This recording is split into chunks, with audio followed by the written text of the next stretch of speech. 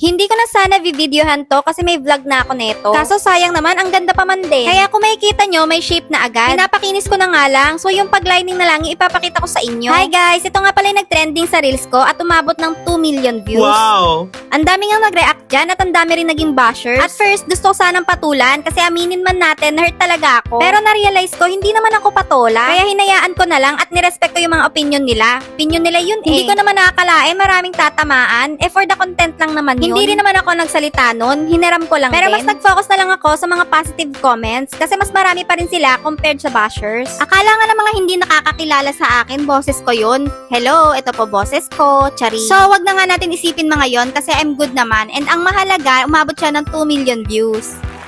By the way, yung nasa background, yun yung nag-trending sa reels ko. Yun yung first gawa ko ng pig bento cake. And itong ginagawa ko ngayon ay pang second time Natutuwa nga ako kay ma'am kasi umorder siya sa atin kahit maraming nega comment. Hello, Ma'am LV, thank you